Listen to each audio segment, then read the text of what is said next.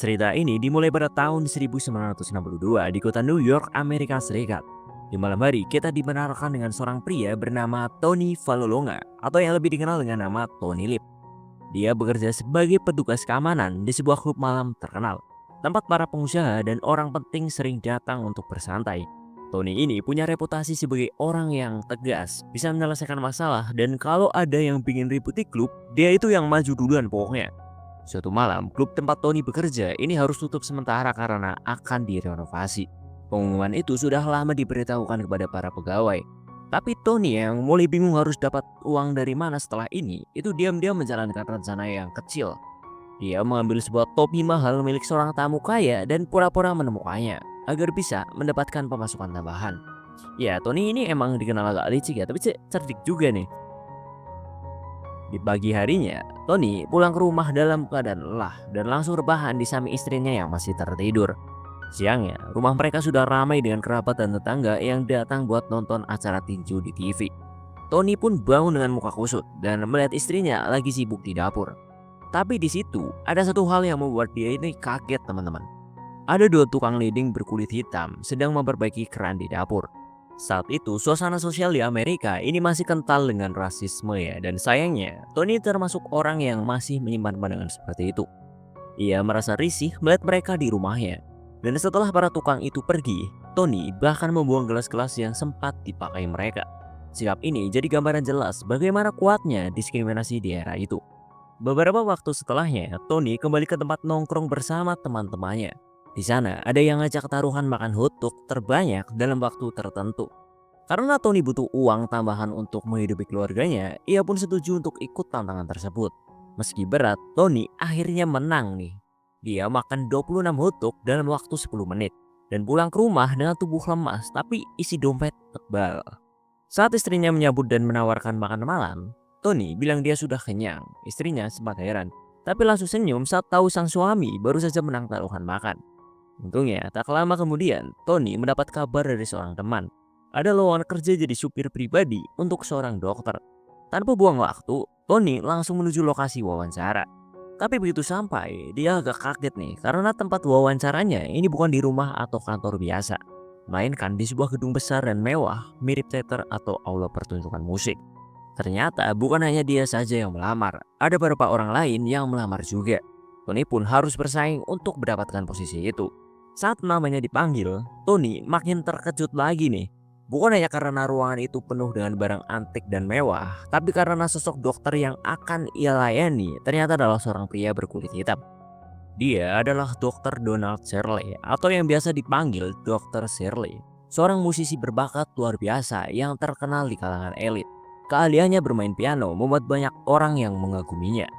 Bahkan, julukan dokter yang disematkan padanya ini bukan karena gelar medis, tapi karena kemampuan musiknya yang dianggap jenius dan hampir tak tertandingi. Dalam waktu 2 bulan ke depan, Dr. Shirley akan melakukan tur konser keliling ke berbagai kota, terutama di wilayah selatan Amerika yang saat itu masih diskriminatif terhadap orang berkulit hitam. Karena itulah, ia butuh seorang supir pribadi. Tapi bukan hanya yang bisa menyetir ya, tapi juga yang siap jadi semacam bodyguard jika sewaktu-waktu ada masalah. Tony ditawari bayaran sebesar $100 per minggu, tapi tugasnya ini bukan hanya menyetir mobil. Ia juga harus bantu mengurus berbagai kebutuhan pribadi Dr. Shirley. Mulai dari menangani jadwalnya, mengelap sepatu, bahkan mencuci baju. Mendengar tugas yang terasa seperti kerjaan asisten pribadi, Tony sempat ogah dan langsung pergi. Beberapa hari jadi pengangguran membuat suasana rumah ini mulai tegang. Istrinya mulai khawatir soal kontrakan rumah yang harus dibayar. Tanpa banyak bicara, Tony akhirnya menggadaikan jam tangannya demi menutup kebutuhan rumah tangga. Dia tahu situasinya sedang sulit dan dia harus cari jalan keluar. Namun esok paginya saat Tony dan istrinya masih tertidur, Dr. Shirley menelpon lagi. Kali ini ia ingin berbicara langsung dengan istri Tony. Ia setuju untuk menaikkan gajinya dan minta izin untuk meminjam Tony selama 2 bulan tur. Setelah berdiskusi sebentar, akhirnya Tony menerima tawaran itu. Tepat di hari keberangkatan, Tony diberikan sebuah buku kecil yang berjudul The Negro Motorist Handbook. Buku ini adalah semacam panduan khusus bagi orang kulit hitam untuk menunjukkan hotel, restoran, dan tempat lain yang dianggap aman di wilayah yang masih rasis. Meskipun Tony sendiri dikenal cukup rasis karena kondisi ekonomi keluarganya, Ia rela menahan egonya dan mengambil pekerjaan itu. Perjalanan mereka pun dimulai. Disinilah kontras besar mulai terlihat antara dua karakter ini. Dr. Shirley sangat teratur, elegan, dan sopan. Sementara Tony adalah orang jalanan yang cuek dan kasar. Bahkan sejak awal, Tony sudah menolak untuk membantu mengangkat barang karena merasa itu bukan tugasnya. Dalam mobil, Tony santai menyetir mobil sambil makan sandwich. Dr. Shirley yang duduk rapi di kursi belakang pun mulai khawatir karena merasa Tony kurang fokus. Perbedaan ini terus berlanjut saat mereka berhenti di rest area untuk makan siang. Dr. Shirley makan dengan cara yang sangat tenang, memperhatikan etika makan dan tata krama meja makan. Sebaliknya, Tony makan dengan gaya semaunya, bahkan terkesan sembarangan. Meski sempat ditegur, Tony tetap santai dan justru merasa tidak perlu memikirkan penilaian orang lain pada saat makan. Selama itu tidak merugikan siapapun. Perjalanan makin terasa unik ketika Tony tiba-tiba menghentikan mobilnya di pinggir jalan hanya karena ingin buang air kecil. Ia lebih memilih pipis di semak-semak ketimbang menahan kencing terlalu lama. Karena menurutnya itu bisa menyebabkan penyakit. Dr. Shirley yang terbiasa hidup dengan fasilitas serba lengkap merasa heran dan tidak terbiasa dengan cara Tony menjalani hidup. Akhirnya mereka tiba di kota pertama. Mereka menginap di hotel mewah dekat lokasi konser. Tapi meski tampil elegan di depan banyak orang, di balik itu semua, dia adalah sosok yang sangat kesepian. Malam harinya, Dr. Shirley hanya duduk sendirian di kamar hotel sambil menikmati minumannya. Tidak ada teman bicara dan tidak ada keluarga. Berbeda dari anggota band lainnya yang terlihat santai bersenang-senang dengan para wanita. Di malam itu, mereka tampil di sebuah acara konser mewah yang diadakan di rumah seorang bangsawan kaya raya. Para tamu mengenakan pakaian elegan dan suasananya sangat formal. Sementara para sopir, termasuk Tony, ini hanya bisa menunggu di luar sambil ngobrol dan mengisi waktu. Untuk pertama kalinya, Tony melihat sendiri bagaimana penampilan Dr. Shirley saat bermain piano. Permainannya sangat tenang, penuh presisi dan punya daya magis tersendiri.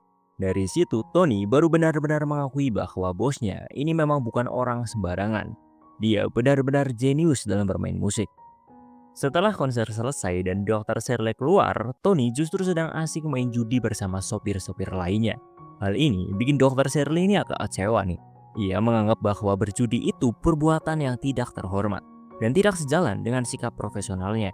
Sempat terjadi perdebatan kecil di antara mereka, tapi akhirnya malam itu ditutup dengan tenang. Setibanya di hotel, Tony menulis surat lagi untuk istrinya.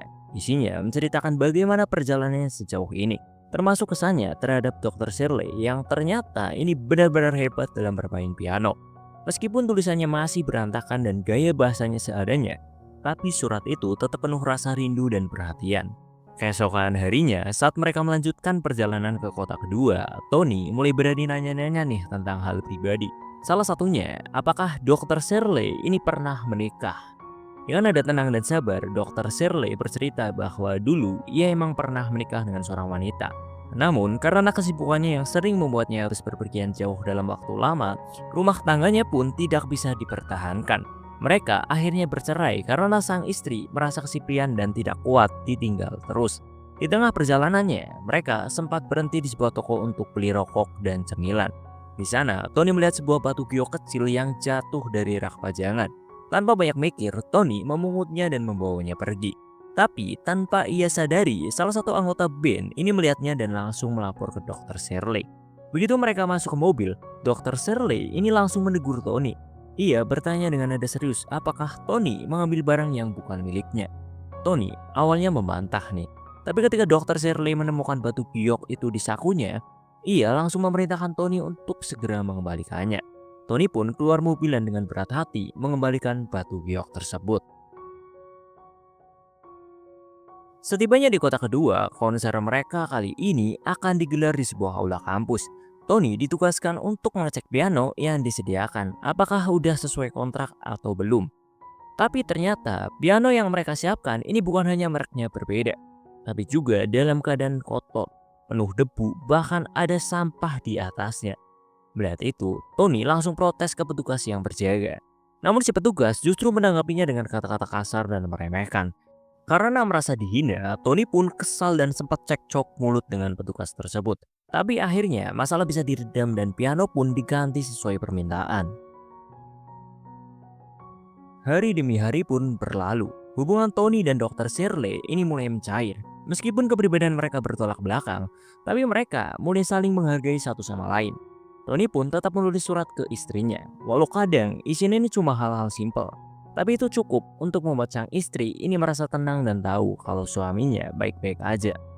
Dalam perjalanan menuju kota ketiga, Tony mulai mengeluh lapar. Dari pagi belum makan apa-apa dan kebetulan ia lagi pengen banget makan ayam goreng. Ketika melihat ada KFC di pinggir jalan, Tony langsung berhenti dan beli.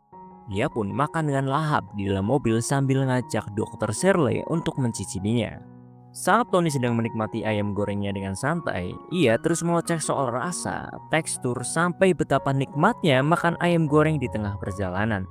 Tony pun refleks menawarkan satu potong ayam KFC ke Dr. Shirley.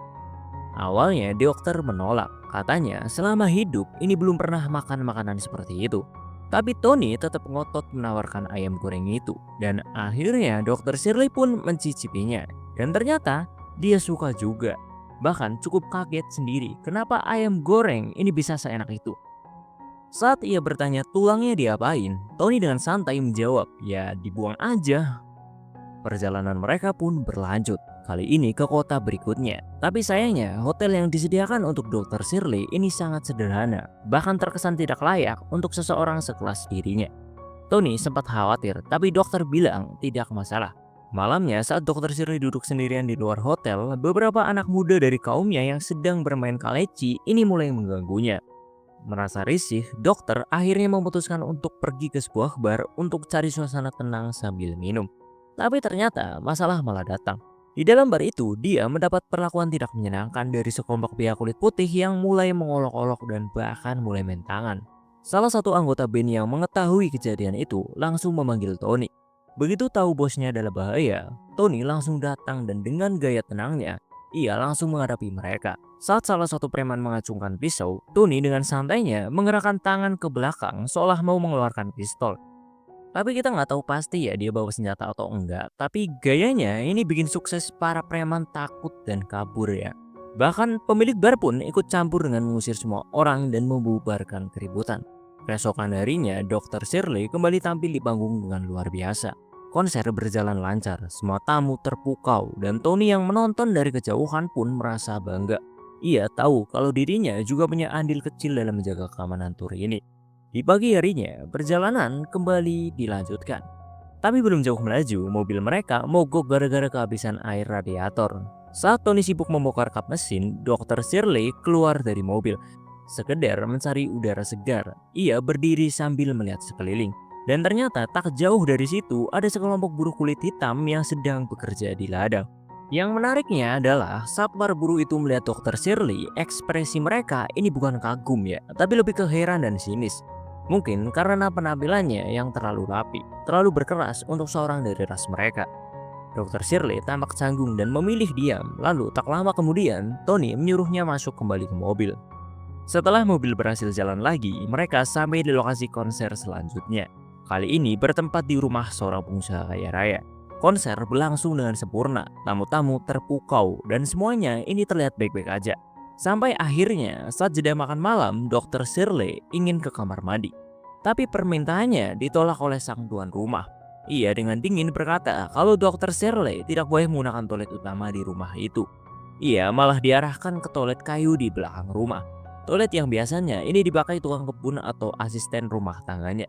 Sebuah tindakan yang jelas-jelas ini menunjukkan sikap rasisme ya. Bahkan terhadap seseorang yang sangat dihormati seperti Dr. Shirley.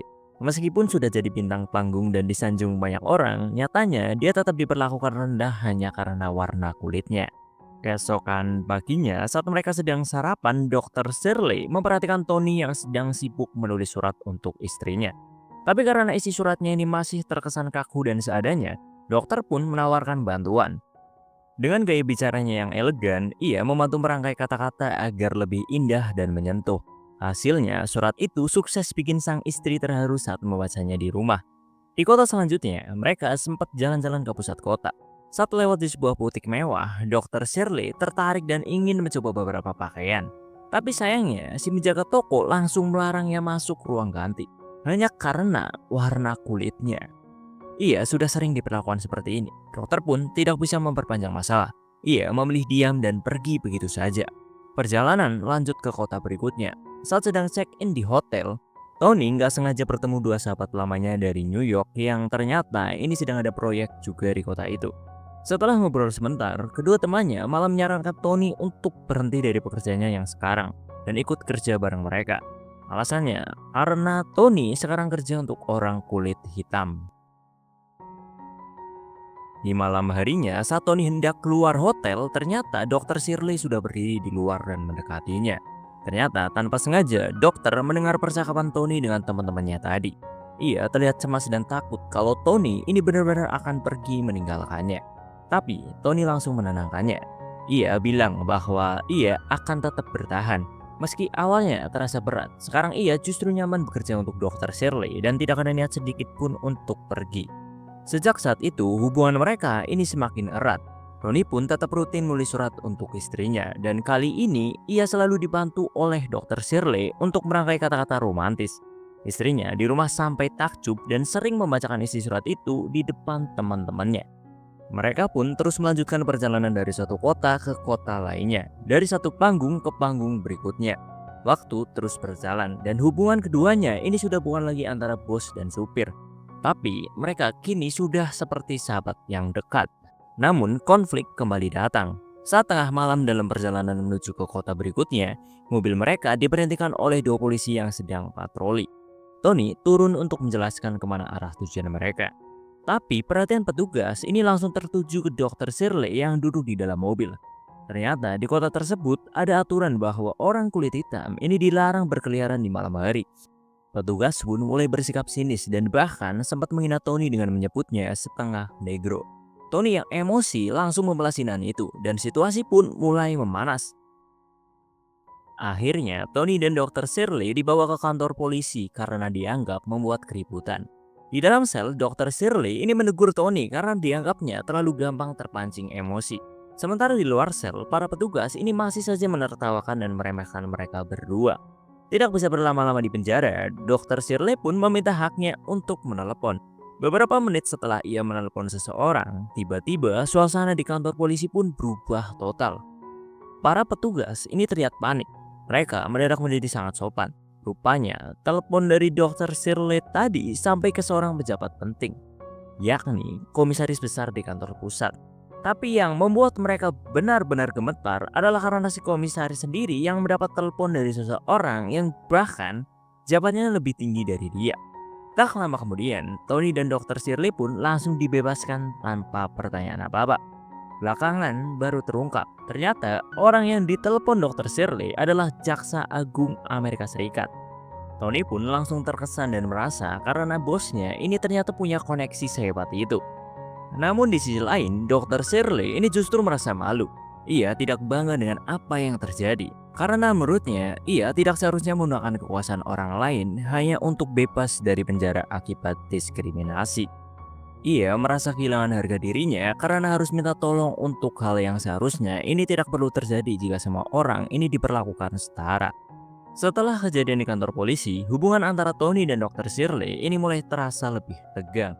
Mereka berdua sempat terlibat adu mulut yang cukup panas. Pembicaraan pun merembet ke hal-hal yang lebih sensitif, termasuk soal ras dan warna kulit. Sampai akhirnya, Dokter Shirley ini gak tahan lagi. Di tengah hujan, ia keluar dari mobil dan meluapkan semua perasaannya yang selama ini ia pendam. Dengan suara bergetar, Dokter Shirley mengaku bahwa selama ini ia merasa sendirian. Meski dikenal sebagai musisi yang hebat yang tinggal di tempat mewah, nyatanya ia nggak pernah benar-benar diterima. Orang kulit putih memandangnya sebelah mata. Sementara kaumnya sendiri juga menjauhinya karena dianggap berbeda. Ia merasa seperti nggak punya tempat dimanapun. Serius bro, ini adalah momen paling emosional di sepanjang perjalanan mereka ya. Oke, kita lanjut. Setibanya di penginapan, ternyata semua kamar sudah penuh karena banyak pasangan yang menginap untuk liburan. Alhasil, Dokter Shirley dan Tony pun terpaksa tidur sekamar. Di kamar itu, mereka akhirnya saling minta maaf atas semua sikap dan perkataan mereka sebelumnya. Momen itu jadi titik balik di mana hubungan mereka ini benar-benar mulai berubah jadi lebih dekat. Hari berikutnya, mereka tiba di kota terakhir untuk konser penutup. Seperti biasa, diskriminasi kembali terjadi. Manajer hotel menempatkan Dokter Shirley di sebuah gudang kecil dan sempit sebagai ruang tunggunya. Bahkan saat makan malam, dokter nggak diizinin makan di restoran bersama yang lain hanya karena warna kulitnya. Dokter pun mulai berpikir untuk tidak tampil. Si manajer panik dan mencoba membujuk Tony agar bisa meyakinkan majikannya. Bahkan ia sempat menyelipkan uang suap ke kantong Tony agar konser ini tetap berlangsung. Tapi Tony menolak dengan tegas. Saat situasi memanas, Dokter Shirley justru tenang dan menyerahkan semuanya ke Tony. Mau tampil atau tidak, keputusan sepenuhnya ada di tangan Tony. Dan hasilnya, Tony dengan mantap memutuskan untuk tidak jadi tampil.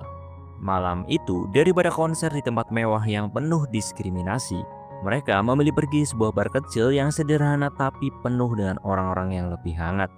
Di sana, Dr. Shirley memainkan pianonya dengan penuh semangat, menghibur para pengunjung yang tampak begitu menikmati musiknya. Meskipun bukan konser mewah, suasananya justru terasa lebih hidup dan tulus.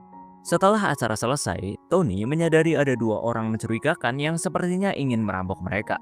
Tanpa ragu, Tony langsung mengeluarkan pistol dan menembakkan satu peluru ke udara, membuat kedua orang itu langsung kabur seketika. Ternyata selama ini, Tony memang selalu membawa senjata untuk jaga-jaga. Perjalanan pun mereka lanjutkan. Karena Tony kelelahan, Dr. Shirley mengambil alih setir dan menyetir sampai ke rumah Tony. Sesamanya di depan rumah, Tony mengajak Dr. Shirley untuk mampir dan merayakan malam Natal bersama keluarganya. Tapi Dr. Shirley ini menolak secara halus. Ia takut gak diterima, apalagi ini malam Natal dan akan banyak tamu di rumah Tony. Tony pun masuk ke rumah, menyambut keluarga dan sahabatnya yang sudah berkumpul. Tapi tak lama kemudian, terdengar suara bel. Saat Tony membuka pintu, ia dibuat terkejut dan tersenyum lebar. Ya, tamu spesial itu adalah Dr. Shirley sendiri, yang akhirnya memberanikan diri untuk datang. Semua orang menyambutnya dengan hangat, dan malam Natal pun terasa jauh lebih spesial dari biasanya. Dan film The Green Book pun berakhir.